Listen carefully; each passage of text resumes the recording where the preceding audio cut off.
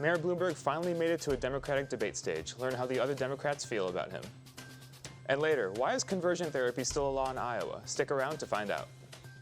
One of the country's longest winning streaks is on the line this Saturday in Carver. And I got that and a men's basketball preview in sports. And I'll let you know what to expect this week in weather. All that and more coming up on this Thursday morning edition of DITV News. Don't go anywhere, DITV News starts right now.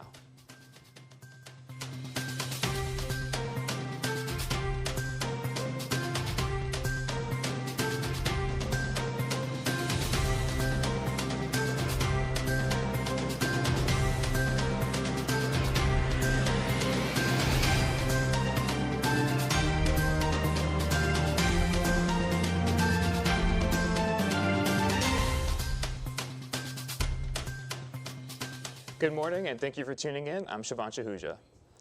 For the first time, Mayor Bloomberg hit the stage with other Democrats last night in the race for the Oval Office. Bloomberg was the latest to enter the race, launching his campaign in November last year. He's polling at 15% ahead of Warren and Buttigieg. Other candidates are critical of his entry into the race. Anybody here worth $60 billion? You can run for president. I actually thought he should be on the debate stage because I don't think you should just be able to buy your way to the presidency. And for his first debate, the other candidates did not take it easy on him, and his hardest hitter was Elizabeth Warren. The next Democratic debate will take place next week on the 25th. A bill that would ban conversion therapy has failed to pass. Iowa Republican lawmakers proposed this bill that would have prevented any healthcare professionals, psychologists, and counselors from performing conversion therapy on members of the LGBTQ community. However, it would not have banned religious counselors, clergymen, or family members from the controversial practice. Mary Masher, a member of the Iowa House of Representatives, said that she did not support the bill because it failed to prevent religious counselors from continuing conversion therapy. Right now, 19 states have banned conversion therapy on minors. Bobby Kaufman, a Republican committee chair, says he hopes to continue working on legislation to ban it in the future. The weather's taken a little bit of a dip this week. For more on weather and this week's forecast, let's throw it to Grace. Thanks, Shivansh. Things are starting to look up. These next few days are expected to be beautiful and sunny. Right this morning, it's a chilly 9 degrees and sunny, but later this evening, it'll warm up to around 20 degrees. Tomorrow will remain sunny with a high of 42 and a low of 26. On Saturday, it'll get even warmer with a high of 50 and a low of 32. Sunday will stay in the low 50s with scattered showers. On Monday, it'll cool down to the 40s with a 70% chance of snow. Make sure you enjoy these next few days of sunshine before it starts feeling like winter again. Back to you. Thanks, Grace. A U Iowa graduate wrote a book that has been named one of the most anticipated books of the year by Entertainment Weekly. Many people attended the reading of this book at Prairie Lights. DITV reporter Elizabeth Neruda finds out why the book is so appealing. Brandon Taylor, a graduate of the U Iowa Writers Workshop, recently wrote a novel called Real Life. This campus novel tells the story of Wallace, a student at a Midwestern university who deals with social issues. That thinks about what it's like to be black and gay and like from the South and a scientist in this very particular place. Themes such as finding your place in the world, overcoming private wounds, and understanding sexuality are elements in the book that identify with young adults in college. I asked some people at the event why they chose to pick up this book. I'm really into like autobiographies, and I'm trying to write mine myself, and so it's really inspiring to read it. I love the style. I thought it was very inspiring and beautiful. I think it's a universally appealing book on so many levels. It's smart yet very accessible. It engages the reader in a lot of emotional terrain. Taylor drew on a lot of his personal college experiences to write this book. I wrote this book because I wanted to imagine myself into the genre of the campus novel, and I wanted to write a novel so that queer black people could find a novel that was like that told their experience. Real Life is out now, available at Prairie Lights and online. College can be a rough time, so it's nice to know that authors like Brandon Taylor are writing about experiences we can all relate to. Reporting from Prairie Lights, Iowa City, Elizabeth Neruda, DITV News. Maybe I'll pop over to Prairie Lights after this to pick up my copy of Real Life. 5 months after Carson King took Iowa by storm with his partnership with Busch Light, Anheuser-Busch still hasn't paid the hospital the entirety of the money. The hospital revealed that so far they have received $2 million of the $3 million that they were promised. Dana Larson, the spokeswoman for the UI Center of Advancement, said that they are working with the company to get the funds. The company said, quote, "We're working with the University of Iowa hospital system to process our commitment appropriately. Any transaction or donation payment terms are handled privately, end quote. The Children's Hospital received payments from Venmo and as well as 35,000 people who donated money to King. Let's see what Hawkeye Sports have to do this weekend. For this week's sports report, let's throw it to Zach. Thanks, Shivansh. If there's one reason I like basketball season more than football season, it's because there are games on almost every night, and the teams and conferences are becoming more and more competitive.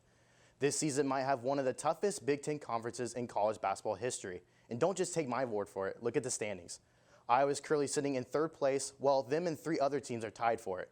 And sitting 1 game ahead in second is Penn State. Rounding off the top spot is Maryland. Seeding for the Big Ten tournament is everything. If Iowa can manage to score a top 4 seed, they'll be looking at 2 byes before playing in quarterfinals. But tonight, the Hawks will be hosting another 25 top opponent in the Iowa State Buckeyes. The game is scheduled to start at 6 p.m. and it will be aired on ESPN. Iowa's 8-3 in their last 11 games and haven't lost at home since DePaul, who got the best of them at the beginning of the season. Luka Garza is averaging around 23 points and 9 rebounds a game. He is almost a look for first-team All-American and a finalist for the Naismith Trophy. Basketball is a team game, but a lot of people are saying that Garza is the entire team.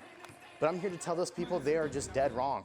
Connor McCaffrey is one of the most underrated players on this team this season. Connor gets lost in a lot of that coach's son talk, but McCaffrey is leading the country in assist-turnover ratio, and with Jordan Bohannon being out for the season, Connor is the ultimate glue guy that holds this team together. Now we're going to stay on the hardwood. The Iowa women's basketball team is currently riding a long winning streak at home of 34 consecutive dubs in Carver Hawkeye Arena. This is the second longest win streak currently in NCAA women's basketball behind the Baylor Bears, who Iowa lost to last year in the NCAA tournament.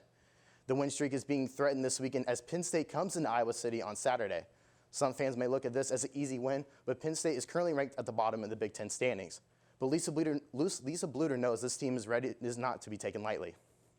Looking at Penn State, I mean, they're definitely a younger basketball team, but that means they're getting older as the year goes on. They're getting more experiences. They're getting more veteran as the year goes on, and they're in every game. And then all of a sudden, the other team will have a big run on them.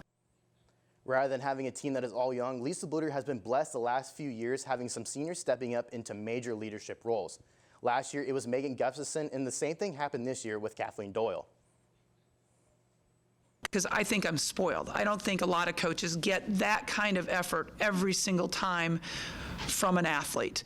I think a lot of people take possessions off occasionally, but I mean, Kathleen is so driven. She's such a competitor. And she wants to win so badly. She wants to bring this team along with her.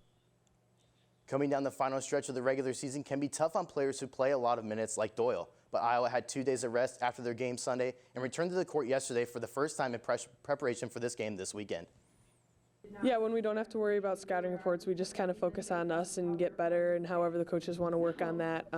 But yeah, we've had the past 2 days off and we'll work on ourselves today. But it's been really nice to just try to get a little bit of rejuvenation into our legs and get ready for this final stretch. Doyle was also named to the Wade Trophy watch list yesterday, but we have to wait until mid-March to see if she is named for the top 4 finalists. Staying with all-star caliber players, Tristan Morse is turning his draft prospect power into a giant fundraiser.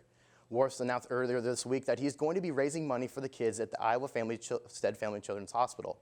The way this fundraiser works is very unique. Morse is pledging money for every inch he jumps during the vertical jump at the NFL Combine. He is encouraging others to go to pledge at pledgeit.org/TristanWorse and pledge their money for every inch that he jumps. He has already estimated over amount of $4,000 with the total still on the rise. The NFL Combine is set on February 23rd, but Worse won't be jumping until the 28th. Right now, he is predicted to be a top 10 draft pick, but this Combine will have a big influence on where he lands. Well, that is all I have for you in the sports studio, but now, well, hopefully we can get back to Shivansh.